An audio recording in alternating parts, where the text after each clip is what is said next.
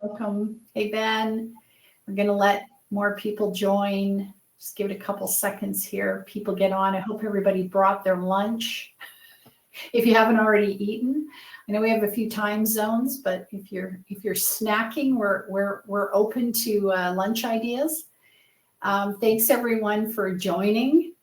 I have to say, okay. Excellent. Hi, thank you. Yeah, I just talked to Grant an hour ago. Okay. I want to just put it right out there as housekeeping. We are loving the interaction we've been getting on these webinars. We really, really want you to ask us questions, interact, tell us what you're having for lunch, chat with other people on the session if you've got questions. I can't wait to get going because there are so many exciting things that Ben is going to share today. And I've been following this topic closely with Ben over the last probably year and a half. We've worked together on some stuff. And Nick, you always have to have time for lunch. It's important that we eat. And I think you are going to get an amazing amount of content out of this today. So let's just jump in. We had some exciting news yesterday from Microsoft as they were doing their MCAPS announcement. I'm going to put that in there if people want to follow up on a couple of things. But the MCAPS announcement, so let's get right to it. Let's get into it and let's talk about what got discussed yesterday. Very quickly, for those people on the call who may or may not know me, my name is Marie Weiss. I'm the President of Marketing Co-Pilot. We harness AI-powered and human strategized marketing to help Microsoft partners stand out and outsell their competition. And we've done a lot of work on incentives and benefits. We're going to talk a little bit, not too much, because today is all about Ben and what he's learned over the last month that is so important for everyone. But we're going to talk a little bit about how CSP incentives and some of your co-op dollars can help you do sales and marketing. And that's what we do for partners. And we've helped them leverage their funding in this way. Ben, take it away. Introduce yourself. Yeah.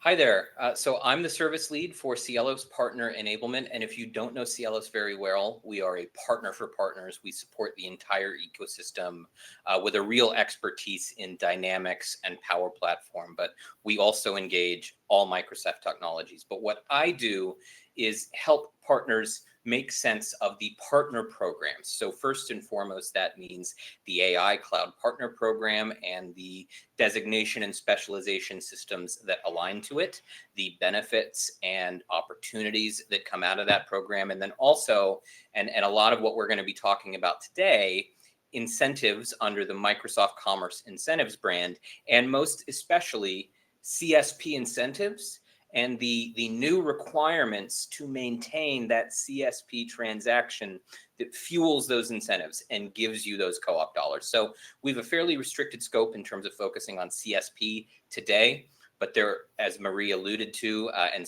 most of you probably attended all or part of MCAPS start yesterday, there's a ton of new stuff going on. I would be happy to tell you more about it and help you navigate kind of the path forward as we move into that new world. And here's just some basic contact information, my email, my LinkedIn, and then Matt Abbott is our sales lead. He's somebody that you should absolutely reach out to with any questions about our offerings. And I just want to say, we love it when people connect with us on LinkedIn. Ben, I know you have a lot of fans on the call today, so I bet you a lot of people already know how to get in touch with you, but we just want to make sure that right off the top, you had a chance to follow up with Ben if you wanted to speak with him one-on-one about something. But again, I would love to see your comments. I'm going to be moderating the chat. All right, breaking news, breaking news. Let's talk about it. Let's get to it. This is, in my opinion, very big because it might feel overwhelming to some people, but I know you've got some great hacks for what's going on here. Let's talk about what Microsoft has announced and the new security protocols. Kick it off and tell us what's going on there. So the whole reason we are here today is because on May 1st, Microsoft put out a blog post about deepening its investment in its CSP partners. And they announced some really important changes around requirements to continue transacting that are going to start to be enforced after the end of this first quarter. And then other eligibility thresholds for various incentives and things like that. And my immediate gut reaction was that they really, really downplayed something that I think is incredibly important. And that is the security requirement to transact CSP across both the direct and indirect reseller channels. It was a very small piece of the overall announcement that they made, and I happen to think that it is perhaps the most important piece of that announcement. And so I've been insistent that we deliver it to as many people as possible and talk about what you need to do in follow-up to make sure that you don't see any disruption or discontinuity in your business. And we are about to be intruded on. I just want to, we'll work with it. Sorry, there's a cat on the desk now, and he's going to start breathing into the mic and knocking. And not just on your shirt. There's a cat on your desk. Yeah, and not you just on just your saw. shirt. Okay. Yeah. All right. Sorry about that, folks. Anyway, this is Frankie. He's going to be my co-pilot. So yeah, we're here to talk about the security protocols. We'll talk a little bit about incentives. There are some decisions for you to make and some actions for you to take. And depending on which of those reseller channels you live in, the path forward is going to be a little bit different. So we have distinct calls to action for both our direct and indirect CSP resellers. So I know in our last session together, people asked about indirect versus direct, and I know you're going to get to that, but if people have specific questions, don't be afraid to just pop them in the chat. Okay, so let's get to a basic refresher on CSP incentives, because I always think it's a great place to start. Let's just get a level set. We know how messy and complicated Partner Center can be, how hard it can be to break this down. Hit us with the refresher here, Ben. Yeah, let's go. And I know, Grant, you saw a different version of this slide about an hour ago in something else that we were doing. But let's talk very briefly about CSP direct and indirect reseller incentives. They have not changed, happily. That is the big deal here as far as the actual earning rates. I was braced for there to be some changes. I'm not saying they're set in stone. I know last year, for instance, there was a change in product accelerators between July and October. And so there may be some tweaks that land, and we'll always want to make sure that we're on top of what those earning rates are. But more or less, the CSP direct and indirect resellers will be able to earn exactly the same CSP incentive opportunity for business applications this year as they did last year. Happily, there is no earning differential between direct and indirect, nor is there a differential in earning caps between direct and indirect. Sometimes with modern work and Azure, you do see restrictions or differentials in terms of how you go to market. Business applications, there's no CSP earning cap, and there's no differential in terms of the earning potential based on your sales channel. So directs and indirects are on equal footing in this regard. But there are some other considerations that were announced in that same May 1 blog post that may influence decisions that you make. Now, I know some of you are not going to qualify for direct, and so you'll be forced to work indirect. I know some of you are so heavily invested in the direct channel that it would not even begin to make sense for you to make a change. But there are some of you who are probably direct qualified who may find by the end of this conversation that there's a rationale to go to indirect. And that's something else that we want to highlight. You need to do some of that homework yourself. I know some people who can help, but let's just keep that in mind. So for those of you who don't know or just need to reinforce, CSP incentives are based on transactions. You receive them monthly. There's what's called core incentives, which is earned at the same amount across all SKUs within the solution area that you resell. So every business applications license that you sell, every dollar that you spend to buy the license to then resell that goes to Microsoft, you get 4.75% back just for being there. So you are guaranteed a minimum of 4.75% back on your business applications license costs. I want to emphasize again, that's money to Microsoft. That's not money to you. So we're talking wholesale, not retail. And that's something to understand when it comes to right sizing your expectations. In addition to that core rate, so we're getting roughly a nickel back on every one of those dollars. We have our strategic accelerators, and they are first and foremost additive. They do not displace one another. It's not one or the other. They all combine. So if we take the rosy view here that says that we're going to have a ton of licenses that qualify for the Business Central Accelerator and the Customer Ad Accelerator and the core rate, we're looking at almost 35% back on your license spend just for doing what you do naturally in the course of your own business. But let's talk about the strategic accelerators because they do work a little bit differently. First is that Global Strategic Product Accelerator. That is a bonus rate aligned to certain SKUs that tells you a little bit about Microsoft's strategy, just by the way, and where they envision individual products aligning to the various sales channels. So Business Central has a 10% strategic product accelerator. So if you have a Business Central license that you sell, you're getting 15% back on that dollar, not 5% back on that dollar. It would be the same if you had finance and supply chain, but we would grade that down to 7.5%. Now, I want to reiterate what I said earlier. We may see some changes to this formula between now and October. I would really expect it all to be locked in by October 1, though. And just to give you a sense of how these changes happen, I think last year when the MCI incentive guide was released on July 1, it was about 160 pages. By the end of the year, it was over 200 pages. So they will generally add to the slate rather than remove options, but there can be some variability and there can be some change in there. But so for instance, last year between July and October, they took an 8.5% CRM or CE accelerator and turned that into a 7.5% finance and supply chain accelerator.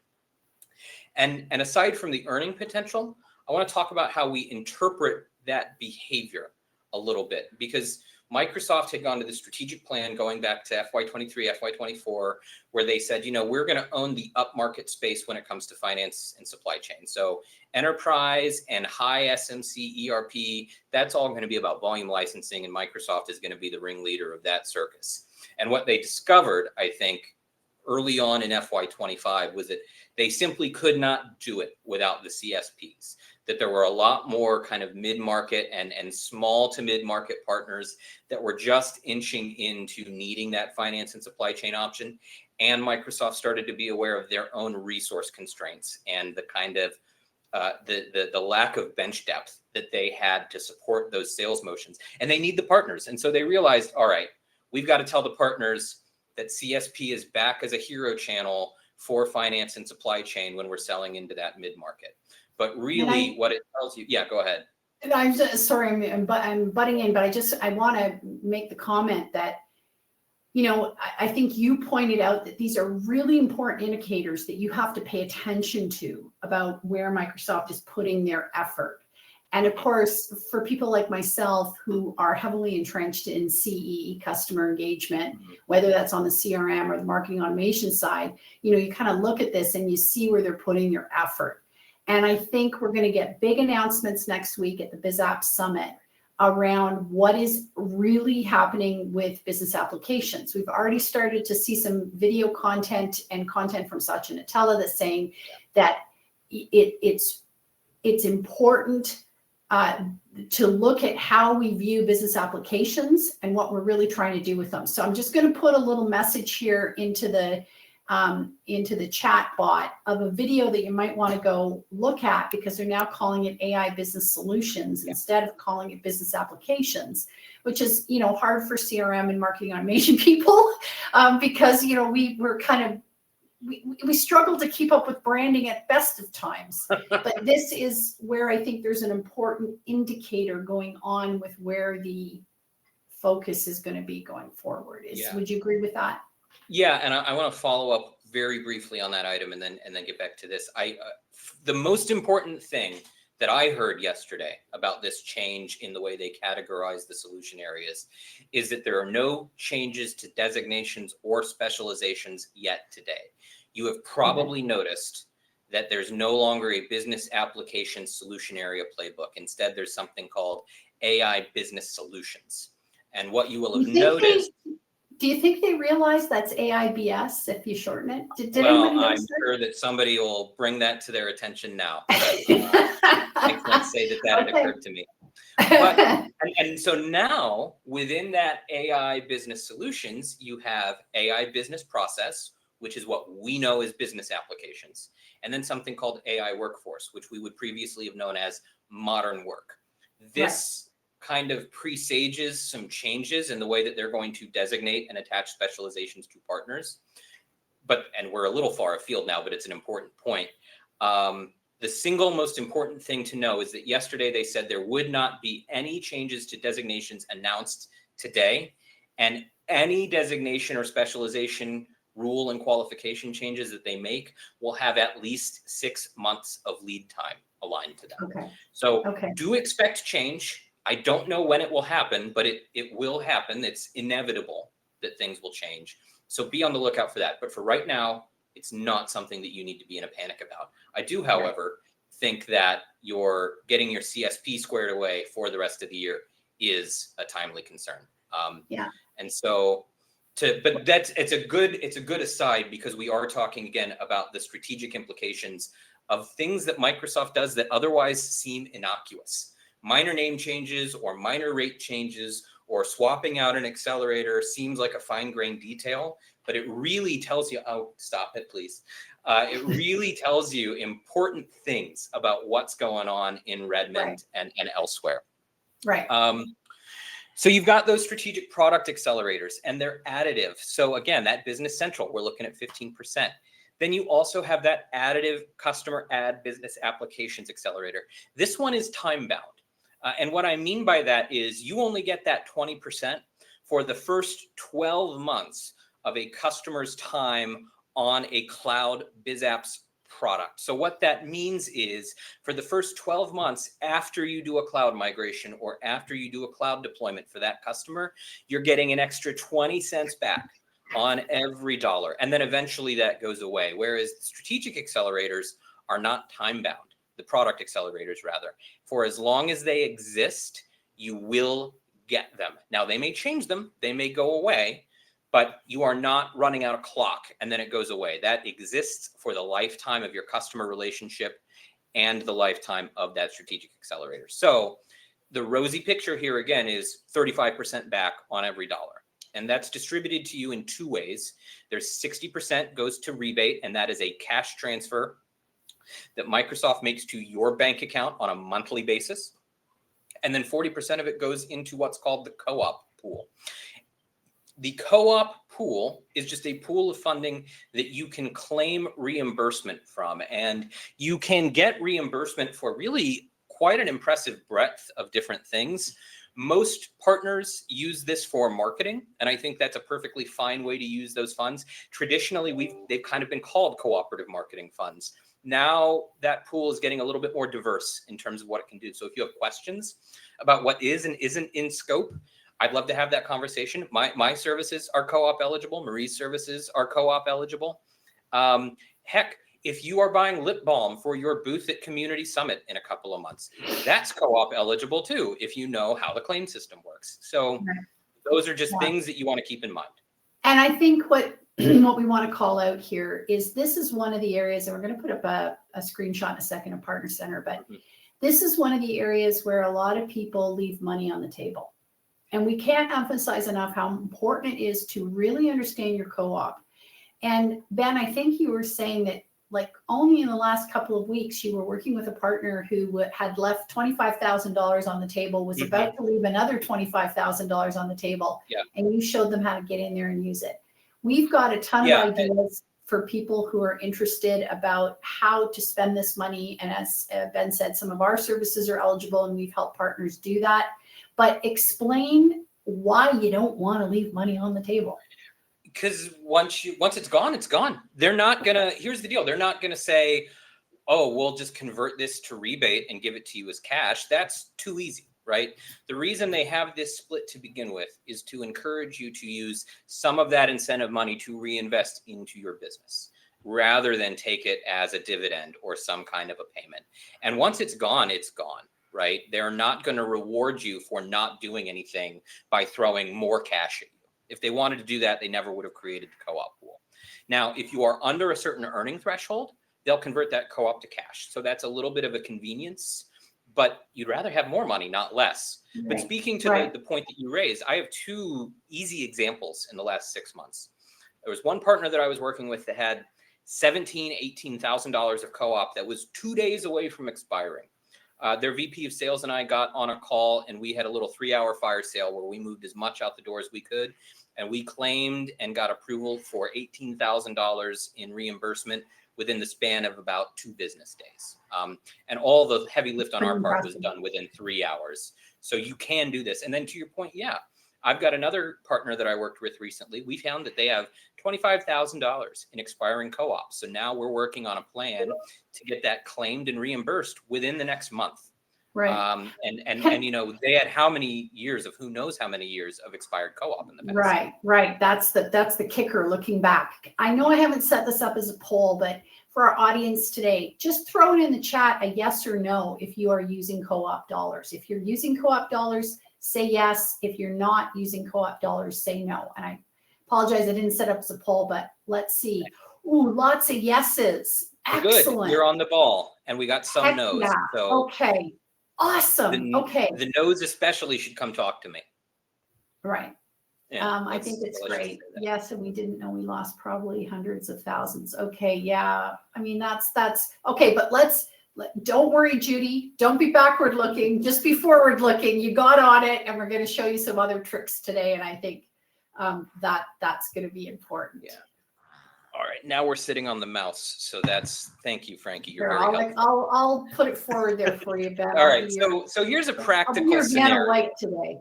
Oh, all right. Maybe we'll teach them. Yeah, but I'm dating myself. Maybe people don't remember who Vanna White is. Wheel of Fortune. I'm going to spin the wheel for you. I remember who she was.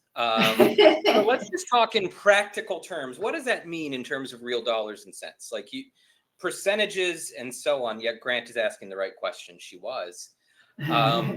Let's imagine that you have $1 million business applications business. So just off the bat, you're getting 4.75% back on every dollar. That's $47,000, $47,500 for every $1 million you're sending to Microsoft to buy those licenses. Let's say that 100% of your business is Business Central, which is totally normal. I've seen plenty of partners that have nothing but Business Central licensing. So you're getting 10% back. That's another 100,000. And let's imagine that 10% of that business is new to cloud this year. Like you're migrating them this year. You're getting an extra 20% for the first 12 months of that subscription.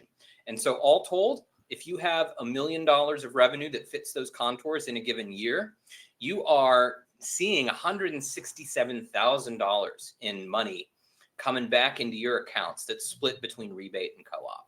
And so that's not an insignificant amount of money, right? If you have $1 million annual run rate on licensing, getting 16% back, that's a lot. That's substantial. And that's not a limit. If you have a huge migration explosion this year, we're talking about insane amounts of money potentially. And here's the thing, this will go away eventually, right? Microsoft is telling you now that we're throwing money at you to get these migrations underway. They used to do it in the form of some of their activity-based incentives, which unfortunately that opportunity has been compressed pretty aggressively this fiscal year, but that's a whole other can of worms. In any case, this is a big opportunity for you, and it's something that you should embrace. And one of the reasons that we are reinforcing all this stuff that some of you probably know to some extent is because in addition to the security requirements for CSP transaction, we're also seeing some changes to the incentives.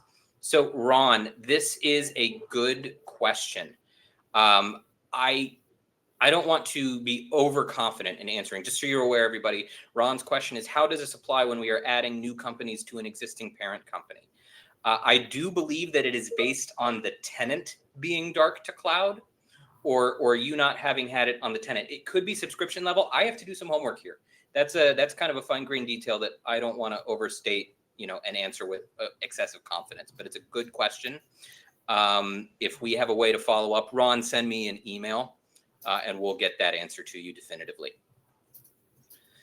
But one of the reasons that we're reinforcing this is because, like we said, there's the security change, but there are some other changes too. So, Marie, before we start talking about the program eligibility changes, is there any final thought that you want to leave us with on that incentive? Well, I just want to respond to Ron, and I know that this has happened with another partner that we were working with. Things start to get very tricky in Partner Center when you have a parent company and then companies underneath it, because sometimes Microsoft doesn't see those. So I think the setup of that is very important. We worked with a client who realized that the parent company, things weren't getting updated. And so they thought they were putting it in the company underneath, and they thought that's what was getting reviewed, but it wasn't. Got very complicated very fast. So Ben, I know that would be something to take offline and have a one-on-one conversation. But I just want to say, for example, some partners set up their company as a limited numbered company, and that's what they originally registered. And then they branded their company and went back in and started doing stuff under a branded name, and nothing was being attributed to their account correctly. And sometimes you have to unwind all of that. And so that's where an expert like Ben becomes invaluable to make sure Partner Center's been set up correctly. The general foundation here, though, should be around tenant, because if it was subscription based, then you'd just create a new subscription after the end of every 12-month breadth cycle, and then you'd be getting that 20%. So they are going to be checking against the tenant, is my expectation, but let's call that a 90% confident answer, not a 100% confident answer, and then take it offline. And what's the split ratio? What split ratio is Microsoft using? Isn't it 60-40 there between? It's 60-40. 60-40. Yeah. So 60% rebate, and that's a couple of slides ago. You'll have that as a reference. It's 60% rebate, 40% co-op. Mike asked a great question. What does PGA mean? PGA means Partner Global Account. So you used to have your MPN numbers, right? And you had your MPN Global ID and your MPN Local ID. Now you still have what's called, you have the same things. And in fact, they're the same numbers. They just did what Microsoft loves to do and change the name, the label that goes on the form. So instead of MPN Global, you have Partner Global Account. And instead of MPN Location, you have Partner Local or Partner Location Account. So that's the distinction. So Mike, to answer your question, do you have $1 million TTM revenue at the global level is what they're looking to verify. So this is a fairly straightforward slide. Mike, in FY25, you had all these requirements to earn, and in FY26, you'll have new requirements to earn. And the big one that was called out, and I think that everybody is well aware of, is that the minimum threshold to qualify for direct is going from $300,000 at the PGA level to $1 million at the PGA level. So some of you in-betweeners who are in that range are going to have to go back to indirect. And that may seem like a bummer because you're looking at a differential in terms of your margin, but we're going to get to the little extra bonus that they've baked in for indirects here in a moment. And I will tell you that there are scenarios where it might make sense for you to intentionally move from a direct business that you would have the opportunity to maintain to go to an indirect channel. And the reason for that is all tied into the incentives, which we're going to get to again in a moment. The other big change here is that you have to have a solutions partner designation to be a direct reseller. That was not a requirement last year. It is in line with the general trend of them tightening restrictions, because what you'll have noticed is that all the activity-based incentives that they've announced so far this year are going from a designation qualification to a specialization qualification. So it's getting harder to earn. And so if you don't have a solutions partner designation, and I know some of you struggle with this, you won't be able to be direct to begin with. I know there's at least a couple of partners out there that I've talked to that are really struggling mightily to get over that hump. And if they can't, they're going to have to go back to indirect.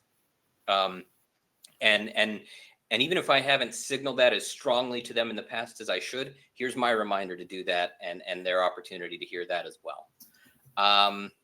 But the one that I really want to call out, and the whole reason that we're having this call, again, is the last bullet in each of these, both direct bill, distributor, and indirect, is that you have to have a passing security score.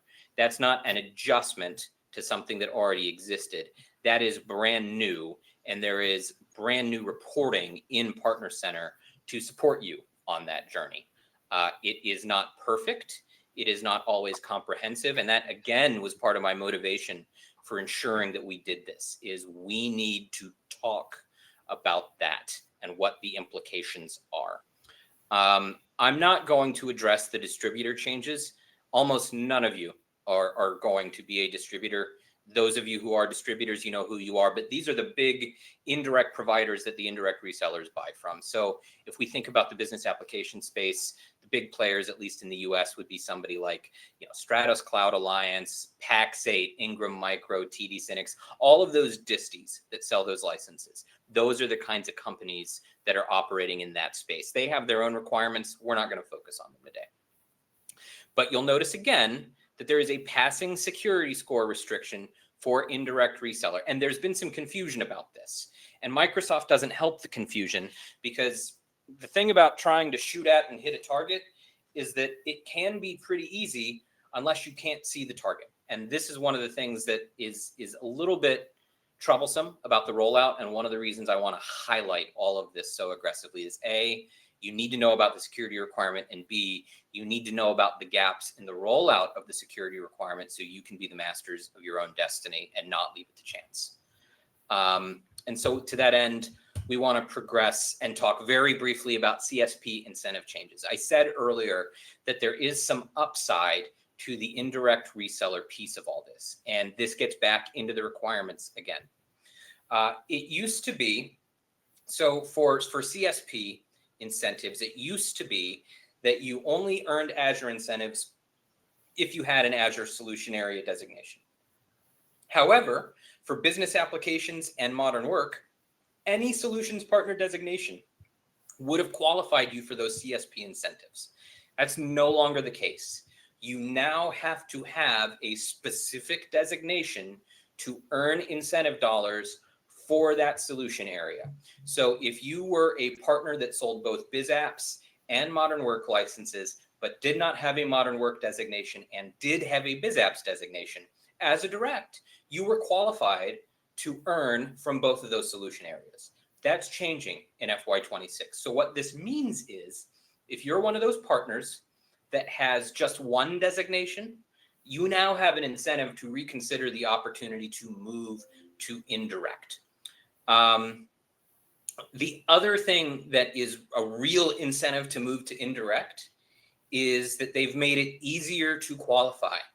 You do not have to have a designation to earn CSP incentives in the indirect channel anymore. It used to be the case that you had to have that designation.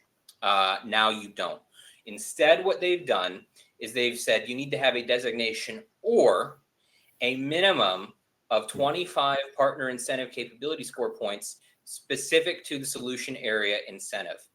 What does that mean, and why is that good news for indirect resellers? It means that your eligibility no longer requires you to have 70 out of 100 possible points, right? If we think about the way the solution designation system works, you have 3 different categories that each have a couple of different inputs into them, and you get a score out of 100. To get a designation, you have to have 70 points, and you have to have a point in every box. This creates struggles. There are a lot of scenarios where people have good usage growth and high usage, but maybe they don't have skilling, or maybe they have great usage growth within their existing customer base, but they're struggling to add new logos. This can hold you back and be disruptive to your business. What they've done now is they've made it so that indirect resellers only need to have 25 points to qualify for incentives in a given category. And the really great thing about this, other than the fact that, less onerous is less onerous, is that 25 points can always be attained via skilling requirements. This means that if you go out and you look at your solution area scores, you can just go have your employees do their certifications, do their exams, and then you'll be qualified. So the go-do, and one of the calls to action that we're going to see, is go see how you're doing on the skilling qualifications. see how you're doing all over the place, and get everything up to 25 points so that you, as an indirect reseller, ensure that you're getting every dollar possible back from those incentives. And so And I that's think, correct me if I'm wrong, in the past, the way things were set up, especially with the legacy badges and everything, what would happen is a partner would have an employee who would go do the badge or whatever, and then if that person left, they'd have to go back and do it again. It's my understanding now that there's a way to get multiple people in your organization up on these designations, and it just allows you to broaden skills across your organization. Am I right about that? Or I want to differentiate between designations and certifications, because designations are aligned to your badging, right? And so, and this is another one of those nomenclature problems. The legacy gold and silver, those weren't certifications, those were competencies, but they use that C word, right? So you used to have the gold and silver competencies, and certifications were an input into those competencies. Now we have the designation, and certifications are still an input into those designations. So that is, you do still have to have individual employees that go out and get these certifications. Of course, the way MS Learn works is they get those certifications on their personal email accounts because those belong to them. And then they have to go and associate their personal email account with your partner account. So there is some homework to be done here. Most of you understand this process. If you've got skill and credit at all, you already kind of understand that you have to do this, but it can be a little bit of an internal project that you need to focus on. Yeah.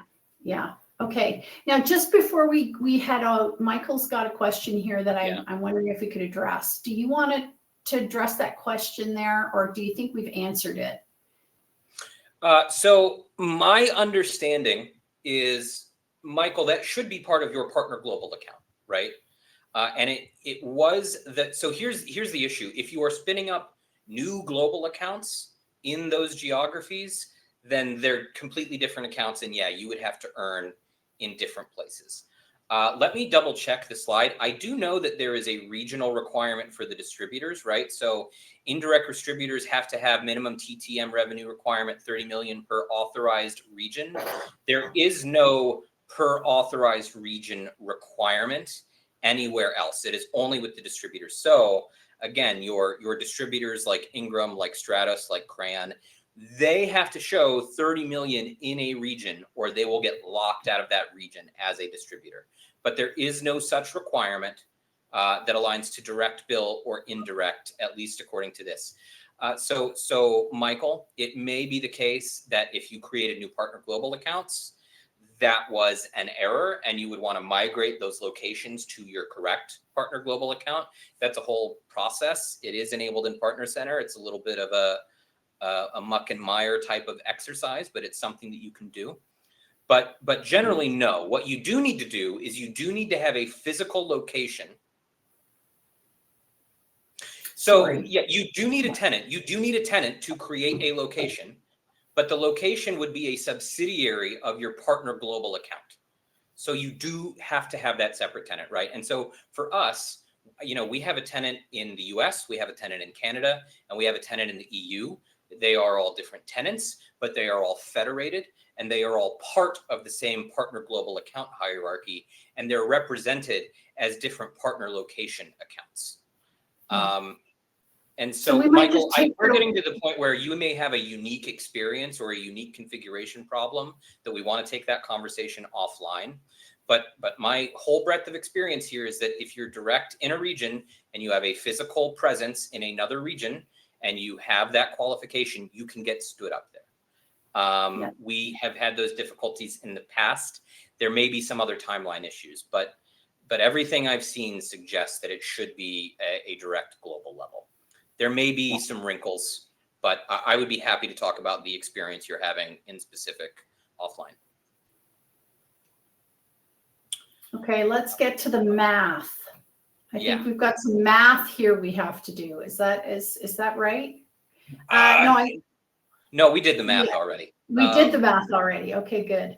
I'm glad the math is over. I don't 25 like math. points. 25 points is less than 70. That's the math. Okay. So get your 25. You'll get a lot of value, and that's worthwhile. So what do we need to do?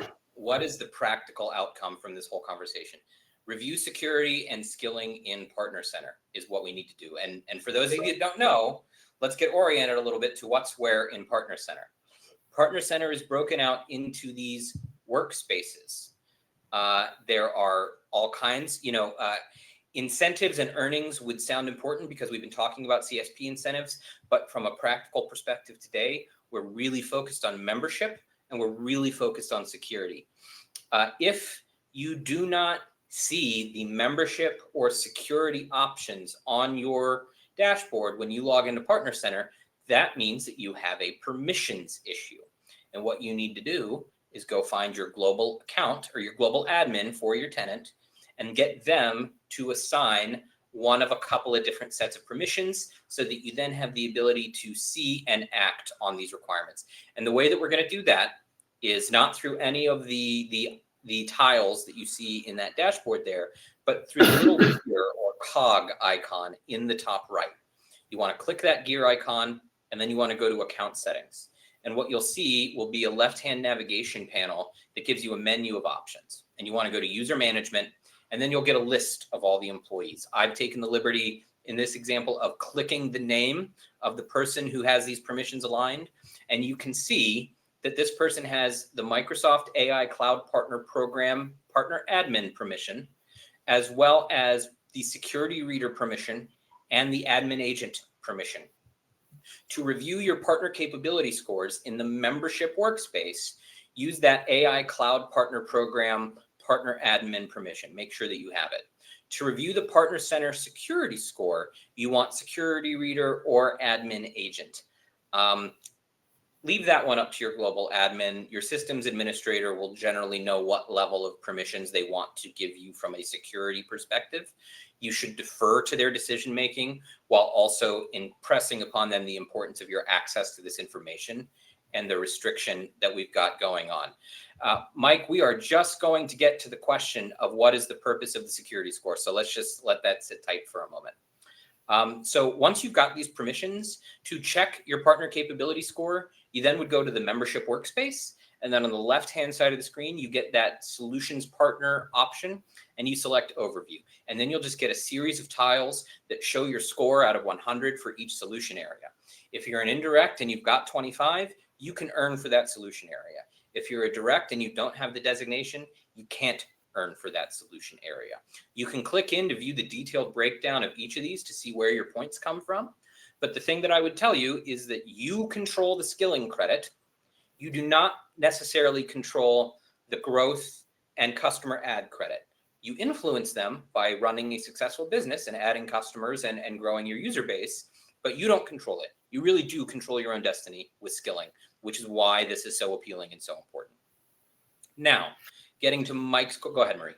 I was just going to say, I'm the one who asked Ben to put these screenshots in because I find Partner Center confusing. And so thank you for kind of calling out some of these things in screenshots because it's not the most intuitive of, of tools. And so I think it's really important to know just really at a high level where some of this sits. Yeah, absolutely. And incidentally, as I'm reading through Michael's text messages again, I'm getting a better understanding of the question that he's asking. We should still have that conversation online, but if I can come back to it later, I'll try and get a couple of items in there. So the security score, what is the purpose of the security score? The cynic in me says that the purpose of the security score is to give you another little project. I think realistically, it's about compliance. It's about Microsoft, Microsoft, everybody says we're all about security, right? Privacy and security first. Some of it is about regulatory compliance. Some of it is about best practice. Some of it is one of the great mysteries of life. I don't know. Anyway, the important thing here is that effective October 1, and they really did not emphasize this in the blog post. You'll see what I mean when you read it. On October 1, if you do not meet these security requirements, you will not be able to transact. And they've had to make some rescissions here. Originally, when this rolled out, you had to have 5 green check marks. There were 5 requirements that you had to meet to be able to transact. Now they have 3 mandatory requirements and 3 recommended requirements. Now, This to me strains the meaning of the word requirement, but we're not going to get too deep into the weeds on that. The point is this: there are 3 things that you have to do before October 1, or you will see disruption in your ability to transact CSP licenses. 2 of them are pretty easy. One of them can be a little bit more complicated. The 2 that are pretty easy. First of all, provide a security contact. That's the 3rd item that you see in the screenshot on the right. That's something where, again, your global admin or one of your business leaders goes into Partner Center, they get into the account settings, they go to the legal info, and they set up the security contact. This is probably your IT administrator, your system administrator, whoever runs security, whoever runs licensing. Oftentimes that's the same person, at least from a delegation perspective. That's the person that you probably want in that role, and that's the person who has the ability to make that change, because they'll probably be the global admin. The second one that's fairly easy, seems like it would be a little bit more complicated, and does seem to be out of your control a little bit and hard to check. And that's that you have to have a response to an average response time to security alerts that's less than 24 hours. And most of you will log into the security dashboard and you'll just see a green check. God willing, none of you ever will have had to respond to a security alert. And I would expect that most of you who run good businesses will respond to those alerts within 24 hours whenever you get them. Microsoft, of course, sends very helpful alerts out.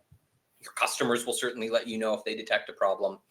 That's not something that you can really control, and you won't have a consistent line of sight to what that score is on a rolling basis. But you will just kind of know, we haven't had any security incidents. We don't have anything that we have to respond to. Slightly more complicated, and the thing that seems like maybe it should be simple, but really is a little bit more complex and is made harder by reporting restrictions that Microsoft has put in place, is this requirement to enable multi-factor authentication for admin roles in that partner tenant. 100% of people with admin roles, and I mean any admin role, if it says admin, it's an admin role. Any admin role in a tenant must have MFA enabled. There are a couple of challenges with this motion that I've seen so far. First of all, Partner Center will tell you when you do and don't meet this requirement. And if you don't meet this requirement, it will show you a list of people, but it won't tell you who's missing their MFA. So you have to kind of go play whack-a-mole, because for whatever reason, they're not giving you a denominator. They're not, they're telling you how many you do and don't have, and they're not showing you, what the scope of the problem is in terms of what you don't have and where you need to go correct it.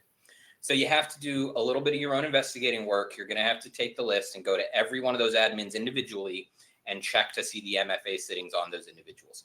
Small company, pretty easy. Big company, a little bit more of a task. The other thing that can be a challenge here is that some of you probably have what I'll colloquially refer to as a break glass admin account, right? There are just things that go wrong. A global admin isn't available, or a global admin's credentials are compromised, or something happens and everybody important at that company gets locked out of the tenant. And then you have this account that, all right, well, we all have knowledge of it. We can use it in an emergency, and we're going to break the glass and we're going to pull that out. The obvious challenge is that it can be tricky to align MFA to an account that multiple people might have access to. It can be done. I would encourage you to follow up directly with Microsoft if you need assistance on that, to ask about their input. But that is a challenge. And between now and October, you want to make sure that you've dealt with that challenge. So you're hindered by the reporting. You're hindered by some of your own best practices, unfortunately. And then you also, and I think this is on the next slide, you're hindered by a design choice that was made here. It is kind of laid out on the next slide. This is a little bit of a mixed bag.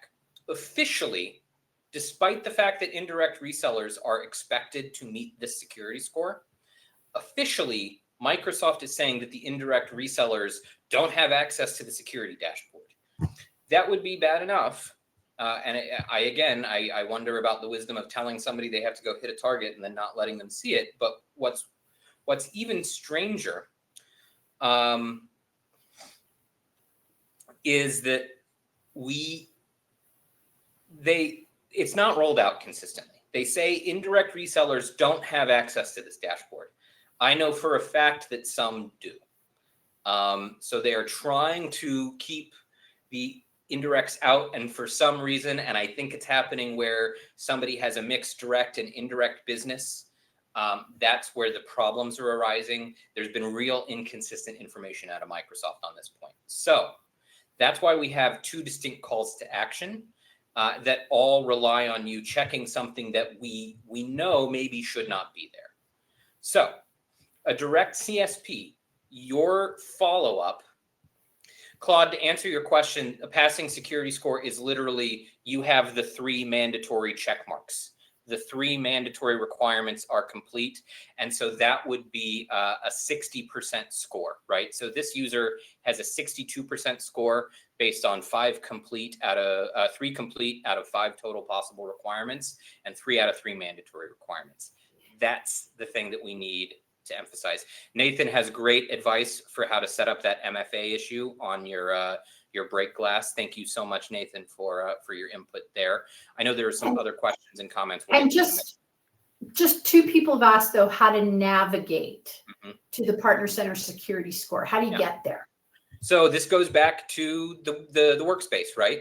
If you log in here and you don't see the security workspace tile, that means either you don't have the permission, or you are an indirect that doesn't have access to this, or there is a problem with the way the account is set up and you need to create a support ticket, or some permutation of those 3 factors. It can mean a few things, but to triage this, what I would say is check your permissions, then check your reseller status, and you're still going to end up creating a ticket. And we'll kind of talk about that in our calls to action, but that's how you would get here. And so when you get into that security workspace, that's when you're going to see the view that we see on the right here. And then there will be a few more panels that will give you more information, but unfortunately won't tell you what your denominator is on your MFA problem.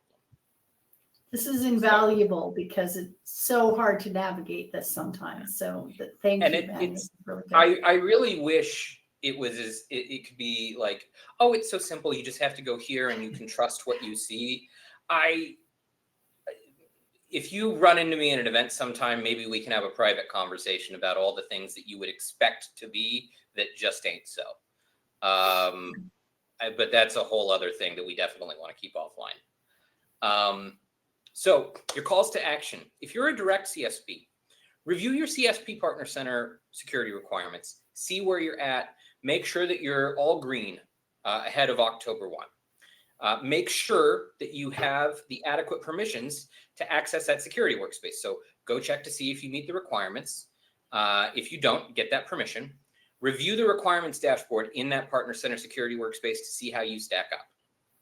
Meet all of the mandatory security requirements by October 1st, and then acquire those additional designations for the solution areas where you sell licensing to ensure that you're unlocking your incentive earning potential. If you are an indirect CSP, I'm going to suggest that you start with the same set of steps, even though I know that the rules say there shouldn't be a security dashboard. And that's just because there's the way the world ought to be and the way the world is. So review those CSP's Partner Center security requirements in detail. Make sure you understand them. Then go and ensure that you have the permissions, again, and review that dashboard. If you're an indirect reseller who cannot access that workspace, create a support ticket and ask Microsoft how to check and meet your requirements. What they'll probably tell you to do is go back to your distributor. But I can tell you from having worked with a couple of the distributors, they're having some trouble with this too. And to be frank, they have a whole circus that they've got to manage when it comes to their indirect resellers getting this locked down. The reason this is valuable is because Microsoft makes it based on ticket volumes. And so if there's a high volume of tickets where indirect resellers are saying, I don't have access to this, why are you hiding business information? You're going to see a change in their behavior, and they may reconsider that difference. But you also want to hear, the official truth from Microsoft. You want them to tell you something. So then if something goes wrong in the future, you can point them back to what they said, not what I said. You want to collaborate with that indirect provider, and then you want to review that partner capability scoring for skilling in all solution areas and attain those certifications necessary to qualify for your indirect reseller incentives. One thing to know, by the way, is that the Azure skilling comes with certification prerequisites that don't exist in the other solution areas. So for business applications, it's as simple as go get some of these intermediate or advanced certifications. For Azure, it's a little bit of go find the prerequisites, then get the intermediate and advanced certifications. So just be aware of that if it's not really your cup of tea. Those are the calls to action. Those are the things that need to get done. You need to do a little bit of kind of blocking and tackling with Microsoft when it comes to getting access to information and getting help solving some of these issues. And if there's enough signal or enough of a demand signal for a change or an improvement here, we may see a reaction to that. But it's really just about protecting yourself and looking out for number one in that context. Absolutely. Yeah. We have 5 minutes left, Ben, and I know you want to get to some of the good stuff here. The recording will be available to everybody who registered for the webinar. We're going to do some follow-up posts as well to help people, and here's some important links that Ben wanted to share with people. Is there anyone here, is there any particular link here you want to call out, Ben, that you think is more important than the others, or is it just everybody should go through all 5 of them and make sure they understand what's going on in there? I think it's worth going through all 5. Quick breakdown, the MS Learn documents are more or less pretty short. You can use them as a reference. So go and read the section that you want to read. I'll tell you that the MS Learn on customer MFA statistics is leaves a little bit to be desired. I will tell you that I don't know that you need to look at the whole CSP incentive eligibility overview in depth. There's a lot of content in that MCI resource collection. It's worth knowing, but it's not going to be mission critical at this point. I think you should just always educate yourselves on these topics. I know we had a request. Can you please help with the source link for Partner Center Security Score? So Sohail, both the security requirements for Partner Center MS Learn document will show you something important. And then this Partner Center Security Requirements dashboard is a direct URL to the workspace in Partner Center where that security information would live. But remember, you may not have the permissions or you may not have them enabled at the Microsoft level. So you will want to, I think it's best to get used to navigating within that workspace structure. So get used to using the home screen, get used to finding your way around that way. The CSP authorizations one pager is really valuable. And so let's emphasize those. And then do we have any more questions that are standing out in the chat? I'm just going to quickly see if I can cut and paste the links for people. I think I can. Apologies. I just need to navigate here to something.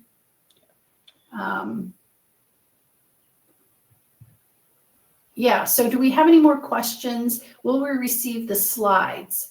You're not going to get the slides, Denise, but you're going to get a link to the recording, and you can fast forward through it and take out any slides that you find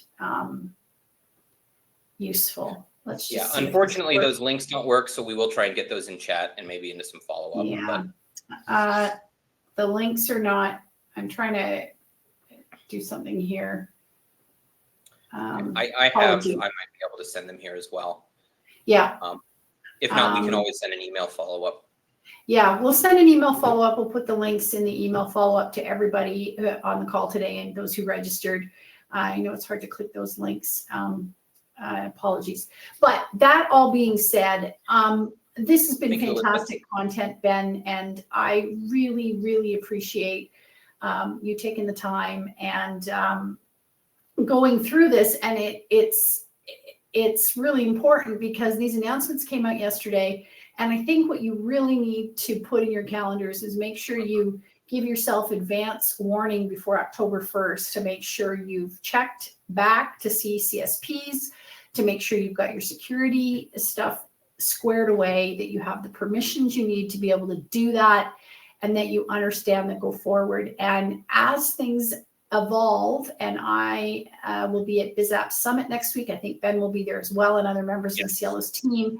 We're going to do some follow-up emails to everybody so that you know what Microsoft is announcing again around AI business solutions, what some of the go forward is going to look like, because I think it's really important for your own partner strategy to know where some of these things are at. So Ben, thank you so much. Thank you to everybody who joined us today. I know that's a lot of detail, but it's so useful, so worth it. Thanks for joining us. And as I always say, the sign off, happy partner centering, because I know partner center is hard to manage, but people like CLOs are there to help you and do some excellent work. And I think you've seen just a little snippet of that today. So please reach out to Ben or I if you have more questions. Thanks, Ben. And yeah, thank you. And to your point, I will be in Bellevue next week. I'm pretty easy to find. If there's a guy in a shirt with cats on it or a guy whose bun doesn't match his hairline, that's me. So I'm easy to and find. you'll have your cat sweater on. I love that. I might. Unfortunately, Frankie won't be there. No, Frankie won't be there, but you box will situation. be. All right. Take care, everyone. Have a great day. Yeah, have a great one.